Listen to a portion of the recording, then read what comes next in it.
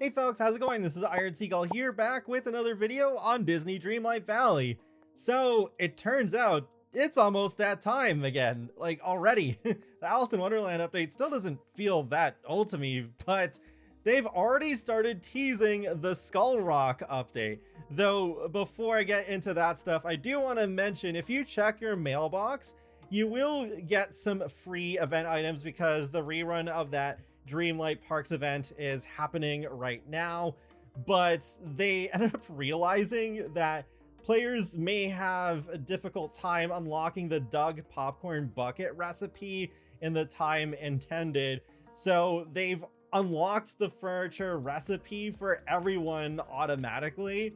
But if you complete Mirabelle's quest, you will still get a free bucket without having to craft it. So it's still worth doing, but yeah, they have made that easier, so that's cool. Now getting into the teasers for the next update, the first thing they showed was on the 27th, where they tweeted, looks like someone dropped this. What could it mean? So we have this map of the valley, and then towards the bottom right, you have the Skull Rock Island with the little boat, but then the X marks the spot. It's like in the direction where that cove where you unlock Ariel, where you first find her, is.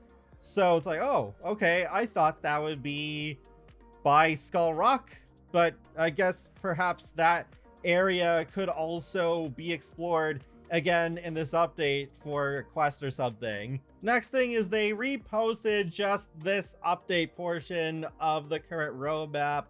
So now it is coming soon. And I can't believe I didn't notice this until a few days ago, but in the original image that has this, there's the Forgotten Shadow. So I guess the Forgotten is also going to play a role in this update. And also then that likely means that they're finally starting the second story arc for the base game. I remember quite a while back in an interview, the lead producer did say that they do intend on doing more stories for the base game, not just DLC. So the one we did with the Forgotten so far, that was just one story arc, and then they're going to continue doing more in the future. But they've left us hanging with that for so long. I'm so glad this seems to be they're going to finally fulfill the beginning of that promise anyway. Then earlier today, they tweeted this image, save the date for June 4th, 2025, saying a special developers update is just around the corner. Mark your calendars and join us as we dive into our next free update and beyond. So then we're probably getting a roadmap for the second half of this year for what to expect in terms of content for both free and DLC as well, I assume. Because we still need to get part 2 of Storybook Vale. That'll probably come in July because they did not drop part 1 at the same time as a free update, which is good. I like that they stagger it a bit, so it's not just like a whole bunch of stuff at once and then 2 to 3 months of nothing. So yeah, that's probably what will happen. And then I don't know if we'll get the third expansion pass already this year. I mean, if they keep going at the pace that they are, then we would probably get it like late fall, but we'll see how that goes. But it is interesting what they've done with this image. The clothing's all stuff that we already have, but then with the avatar on the left, I think that's meant to be themed after Peter Pan, especially because we got the green background. So yeah, it seems like then Peter Pan is a pretty safe bet. Like, also, I forgot to mention there is Peter Pan's feather that disappeared in the little teaser clip.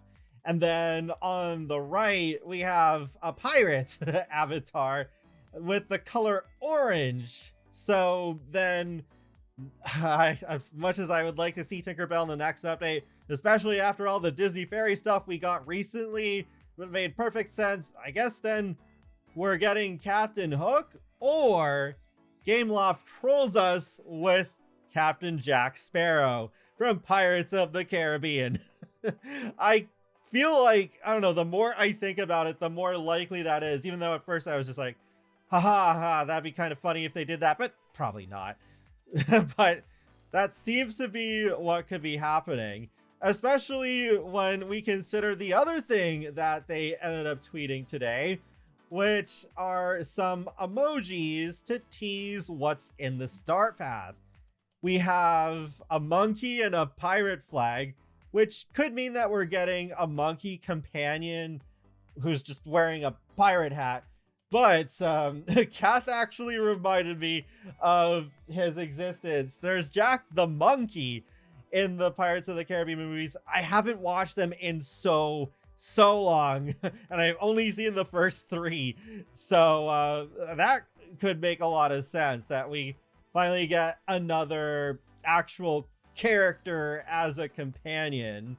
And then a mermaid and some coral.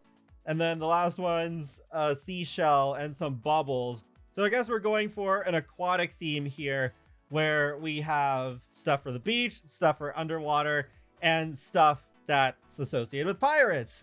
Kind of like how with the current star path, it's a mixture of Alice in Wonderland and Disney fairies. Actually, speaking of the current star path, it's not ending until June 10th. So they're showing the next update almost a week before the current star path ends. That is bizarre. They don't usually reveal the next update that quick. So I think we are getting this update earlier than I thought. So then with the star path ending on the 10th, which is next Tuesday, then they do leave a few days after that, so you can spend your remaining points to redeem the items.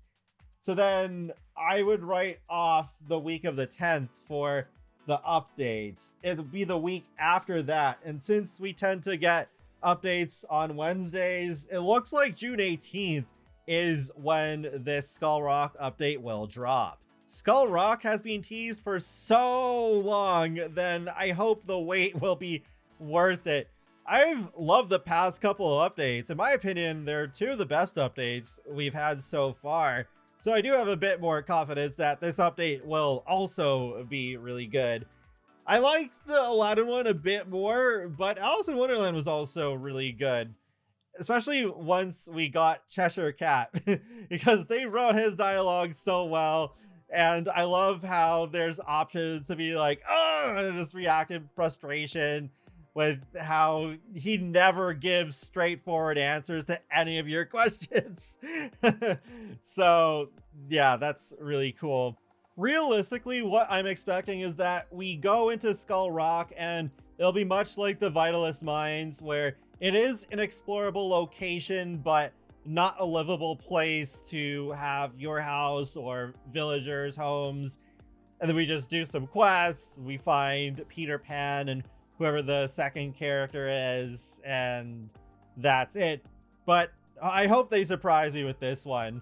I would love for there to be a livable biome underneath Skull Rock, so it also shakes up the formula a bit, because it's usually just, oh, some valley updates with 1 character and a quest, or we get a realm and 2 characters. So to get a biome for free post-launch, not counting the floating islands, of course, but to have another biome, basically expanding the valley, but behind a little loading screen and going underground so it doesn't hamper performance, especially when it comes to Switch. Yeah, that would be really nice for a change. I mean, I know biomes are a big selling point of the DLCs, but if they give us a free one every 1 or 2 years, I think that'll be fine. Something I almost forgot to mention, I would also love it if on June 4th they announce a Switch 2 edition for the game, because I could be wrong, but I think most Dreamlight Valley players are on Switch, but that's the worst version because it doesn't look as good. I think it's overall buggier than the other versions, and then you're also stuck with the initial item limit that we had at the beginning of the game, which is so restrictive. I would hate to still be stuck with that now, even though there's the DLCs now that have their own separate item limits. But yeah, that would be so cool if you could have Dreamlight Valley on the go on a Nintendo console with better performance and a higher decoration limit, because I think Switch 2 could handle that pretty easily. So I think it would be great for Gameloft if they did that, but they need to have an upgrade option. So if you already own Disney Dreamlight Valley on Switch 1, then for a small fee, you could upgrade it so that you don't have to buy the game all over again on Switch 2, like what Nintendo is doing with Breath of the Wild and Tears of the Kingdom and some other games too. But they need to not pull a Sega, because I was shocked when they announced the Switch 2 version of Shadow Generations, but there's no upgrade option. That could be the easiest $5 to $10 they ever got from me, but nope, just no upgrade option at all. It's just so weird. Anyways, I'm looking forward to seeing what they show us next week. What's kind of funny is if they do reveal a roadmap on the 4th, the 5th is when we're getting the Sims 4 Summer 2025 roadmap. So, woo! Week of roadmaps! Well, 2 days to be more precise, but still, yeah, that's really funny how the timing works out. Feel free to let me know your thoughts in the comment section below. Are you excited for the Skull Rock update, and what do you hope to see in it? And be sure to subscribe if you'd like to keep up with my latest gaming content. I will talk to you all later, and have a great day. Thanks for watching.